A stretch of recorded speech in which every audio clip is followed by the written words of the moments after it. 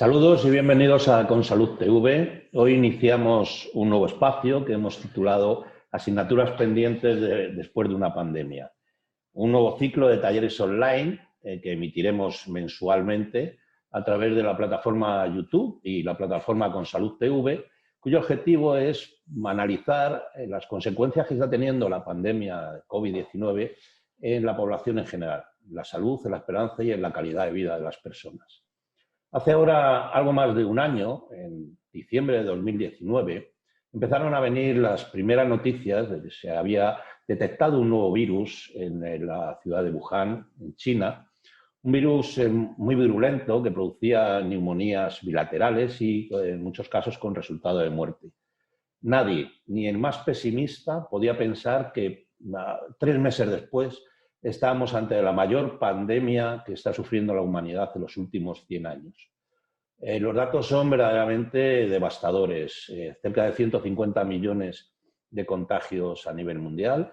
En España, más de 3,5 millones de contagios, más de 70.000 fallecimientos, según las cifras oficiales. Otras cifras, otras fuentes dan que más de 100.000. Es decir, una situación realmente desastrosa. Esto ha llevado consigo una crisis sanitaria sin precedentes que también ha derivado en una crisis económica. Pero afortunadamente la buena noticia es que la comunidad científica ha sabido reaccionar y en apenas un año se han sabido desarrollar vacunas, que es la gran esperanza para combatir este virus a nivel mundial. Un hito, sin duda, histórico en la investigación farmacéutica. Muchos expertos dicen que la vacuna o las vacunas serán la gran esperanza para combatir este virus, pero también necesitamos nuevos medicamentos que sean capaces de tratar a los pacientes que o bien se han contagiado y antes de llegar al hospital se puedan tratar y mejorar su situación patológica, o bien una vez en el hospital pues no derive la enfermedad a situaciones o a estadios más graves. Por eso el taller que empezamos hoy lo hemos denominado Nuevas estrategias terapéuticas contra la COVID-19. Y para hablar de estos temas tenemos con nosotros a dos especialistas de primerísimo nivel. En primer lugar, el doctor Ramón Lorenzo, es profesor de la Universidad de New Western en Chicago, que está en Chicago. Muy buenas tardes. En Madrid, buenos días en Chicago. ¿Qué tal, Ramón? Hola, ¿qué tal? Buenas tardes, buenos días. Muchas gracias por la invitación y encantado de saludaros. Muchas gracias, Ramón. También tenemos a Arturo López, que es director médico para España, Portugal e Israel, de Laboratorios GSK. ¿Qué tal? Buenas tardes, Arturo. Buenas tardes, Juan, buenas tardes, Ramón. Y bueno, para ti, Ramón, buenos días.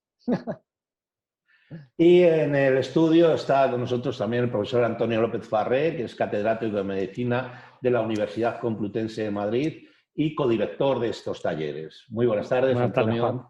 Muy bien, pues muchas gracias a los tres por estar con nosotros y ya, sin más dilación, voy a dar la palabra a Ramón Lorenzo, que va a hacer su primera exposición. Cuando quiera, Ramón. Muchas gracias. Voy a empezar a compartir.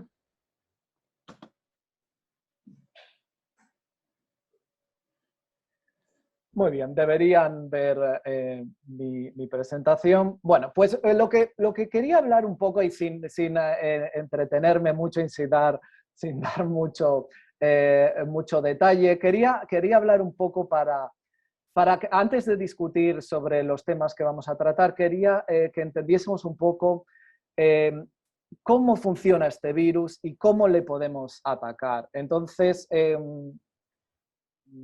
lo que quiero es un poco entender al enemigo, claro, para atacar, para contrarrestar este virus lo tenemos que entender muy bien y de momento es un virus... Perdón un momento, sí. Me dicen que no se oye bien tu audio, si es posible... ¿Me oís ahora mejor? A ver, nosotros sí te oímos bien, pero en la emisión... A lo mejor que se quite los cascos. ¿Se oye bien? Continúa, por favor. Sí, continúo. ¿Se oye bien ahora? Muy bien. Te oigo bien. Ahora, ¿en el control se oye bien? Si se quitan los cascos, él a lo mejor a mí me pasa a veces, ¿eh? Me puedo quitar los cascos, sí. Sí, Sí, mira, quizá- a ver. Vamos a ver. Sí. A ver. ¿Me oís ahora mejor? Sí, Sí. Muy bien. Bueno, tendré que cambiar esos cascos, ya están viejos. Muy bien. Pues bueno, pues vamos a entender a este virus. Y ¿cómo podemos entender al virus?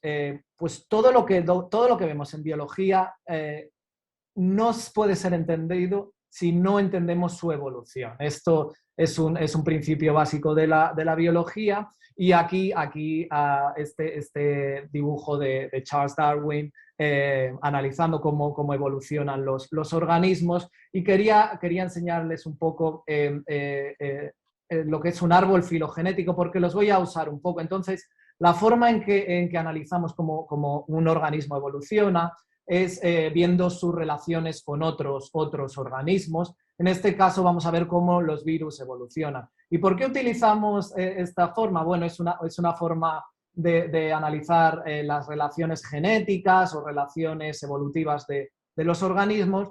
Y el primero que utilizó un árbol filogenético fue precisamente Charles Darwin en el origen de las especies. Entonces, vamos a ver el enemigo primero. Bueno, pues este virus que tantos problemas nos está causando, en realidad es un enemigo muy pequeño, tiene un genoma muy sencillo, con muy pocos genes, comparado con nuestro genoma, que tenemos cientos de millones de bases. El virus tiene 30.000 bases genéticas, quiere decir 30.000 nucleótidos. Y lo que vemos aquí es cómo se organiza. Esta es la organización del virus cuando está infectando. Tiene ciertas proteínas que son codificadas por estos genes, y la que más interés causa actualmente es esta, y de la que hablamos un poco, la proteína S o Spike, y es con la que se une el virus a las células. Aquí tenéis una imagen real del virus. Este es el enemigo a batir. Entonces, ¿cómo estudio, al menos yo y otros, cómo estudiamos el virus? Bueno, lo que hacemos es analizamos estas secuencias genéticas y vemos cómo los cambios que se están produciendo en el genoma con el tiempo, y así podemos entender cómo evolucionan los virus, qué mutaciones se producen, cómo se mueve el virus por los países, el tamaño poblacional, si la población está creciendo, disminuyendo. Todo esto, además de por los nuevos casos, las infecciones, lo podemos saber analizando un suficientemente grande número de secuencias genéticas. Así que es muy importante estudiar estas secuencias genéticas. Cuando empezamos a estudiar este virus, ya el año pasado, aunque parece que ha sido hace un mundo, pues hemos publicado algún artículo en el que estudiábamos cómo empezaba a evolucionar el virus, cómo se movía, esto es en Estados Unidos, aquí, y ya identificamos lo que se llama un clado o un linaje del virus que estaba dominando la población en general. Esto es natural en los virus, y esto es una cosa que debemos entender. Y ahora vamos a ver en qué ha derivado todo esto. Los virus cambian continuamente. Entonces, lo que vemos es que ya al principio hay una variante o un clado que domina la población, muy al principio, y es la que se extiende por toda Europa y todo Estados Unidos. Es más, estas otras variantes ya ni existen. Es muy difícil encontrarlas. Entonces, de repente, de esos primeros estudios, entra la locura de las variantes. Y vemos aquí, todos somos ya familiares, estamos todo el día oyendo cosas que antes eran muy reducidas y de un grupo de especialistas, que es variantes de los virus, los linajes, cómo cambian los virus. Y pues aquí tenéis unos ejemplos, incluso he sacado de ayer de Consalud este titular, así que siguen estando en boga y siguen siendo muy importantes. Aquí tenéis incluso algunos de los estudios en los que yo he estado involucrado, en que encontramos la primera variante de Brasil aquí en Illinois y también la de Reino Unido. Aunque estas denominaciones de los países no me gustan mucho y prefiero hablar de linajes. Entonces vamos a entender un poco qué son estas variantes. He sacado los últimos datos de España y aquí podéis ver cómo la variante B117, que es la variante de Reino Unido, está dominando completamente la población. Aquí vemos que mientras lo que se llamó la segunda ola o la tercera ola, no entiendo tampoco muy bien esa nomenclatura, son oleadas de virus que son normales en una epidemia en la que bajan un poco los números y luego vuelven a crecer y quedarán algunos rebotes más. Entonces vemos que en esta última y la más grande, este linaje del virus se ha impuesto. Pero ¿qué es este linaje? ¿De qué hablamos? Porque a veces parece que es un mutante de estos de las películas en las que de repente un virus completamente diferente ha llegado y es mucho más peligroso. Pero en realidad las variantes son esto.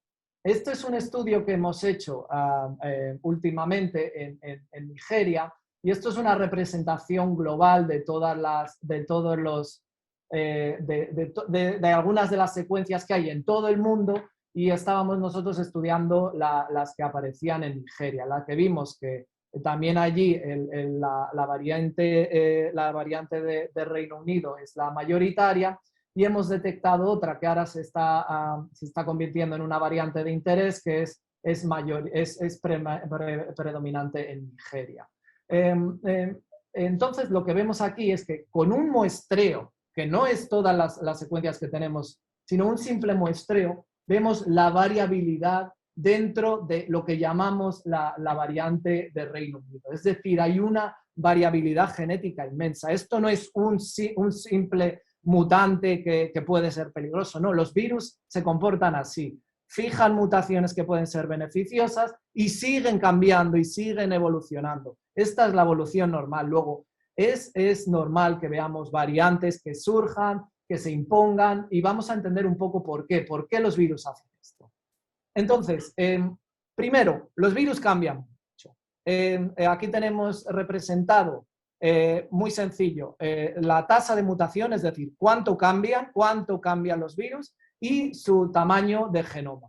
Aquí estamos nosotros, un tamaño muy grande y una mutación relativamente pequeña. ¿Por qué? Porque somos organismos muy complejos que no se pueden permitir cambiar tanto. Entonces, necesitamos mantener nuestra información. Sin embargo, los virus ARN, uno de ellos el coronavirus, aunque tiene una tasa de las más bajas dentro del coronavirus, dentro de los ARN virus, pues muta mucho. ¿Y cómo vemos esto? Pues si vemos las diferentes secuencias genómicas que tenemos con el tiempo pasado, vemos que las mutaciones siguen acumulándose, los virus siguen cambiando. Hay algunos virus que por algunas razones que podemos discutir luego en el coloquio han cambiado más y que precisamente son estos que se han impuesto ahora. Estos son todos los linajes de los que estamos hablando ahora. El más prevalente ahora es el del Reino Unido. Pero veis que estos variantes también siguen cambiando. Dentro de la misma variante del Reino Unido sigue cambiando y evolucionarán y se crearán nuevas variantes. Esto es inevitable. Cuando hay replicación, hay cambio. Entonces, ¿por qué los virus hacen esto? Bueno, hay un concepto evolucionario que no quiero entrar mucho en detalle y que lo quiero hacer muy simple, que se llama es una carrera armamentística evolucionaria y se resume en lo que se llama la hipótesis de la Reina Roja. La Reina Roja es un personaje de Alicia a través del espejo que dice, en mi país hay que correr todo el tiempo para mantenerse en el mismo sitio. Y básicamente esto es lo que hacen. Esto es un vídeo tonto, pero que explica, creo, bastante bien lo que es esto. Es decir, los organismos que están en un sistema de presa, depredador, parásitos, hospedadores y de este tipo, lo que hacen es evolucionar continuamente, como veis aquí. Primero este le mata a otro, y ahora este se puede comer a este, y ahora el otro se puede. Esto es lo que ocurre continuamente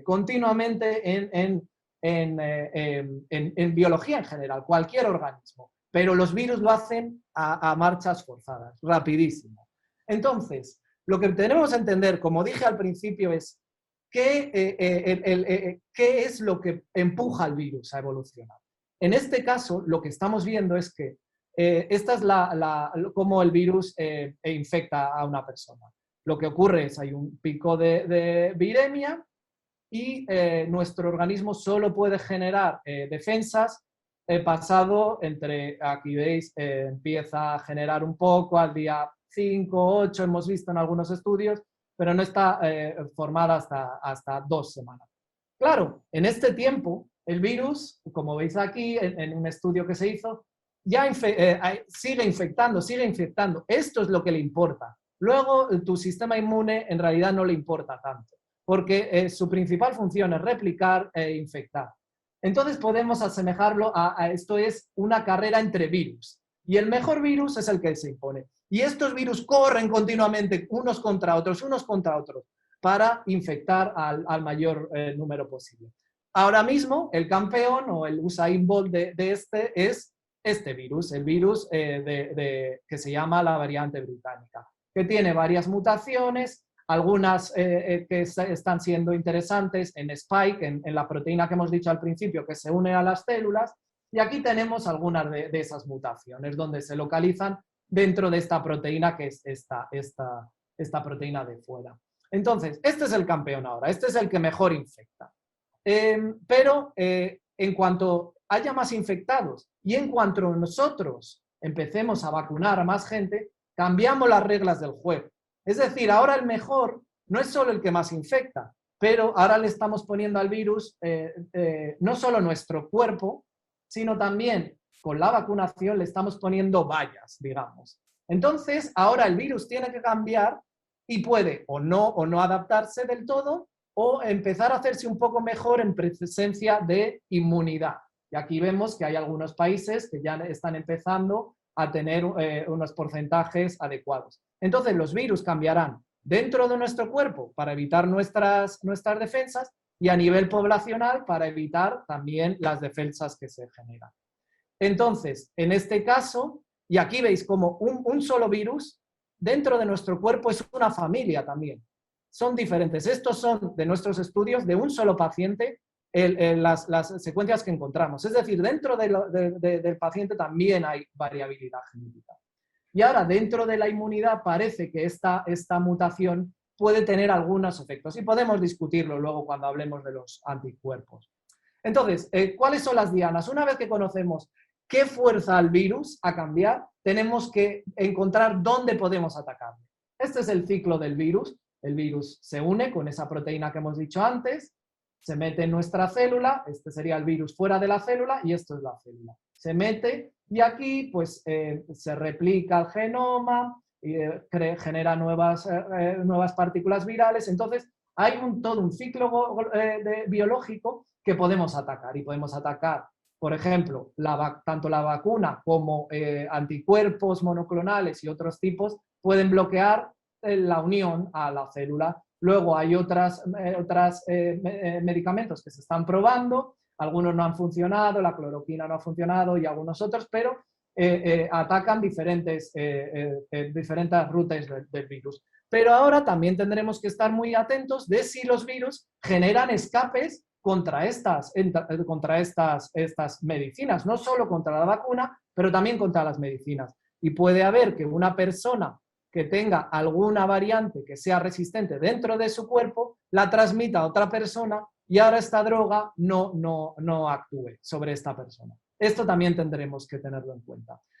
Luego, prevenir la severidad, no solo parar al virus, sino también hay que parar los efectos del virus. Cuando el virus entra en personas que tienen mucha severidad de infección, lo que se produce es una cascada, que también podemos hablar del sistema inmune, que digamos se vuelve completamente loco, intenta parar esta infección con lo que sea y causa mayor perjuicio que beneficio. Entonces, habrá medicamentos que también paren todo esto para las personas que tengan mayor severidad. Y en general, lo que quería decir, aparte de las vacunas, que se ha hablado mucho y podemos hablar, son los medicamentos, esto es el panorama actualmente. Millones de dólares invertidos, un montón de líneas para conseguir tratamientos. Y aquí tenéis un pequeño tríptico de esto. Hay solo una actualmente aprobada totalmente, que es el Remdesivir, que es un antiviral, pero saldrán muchos y Arturo va a hablar más sobre estas.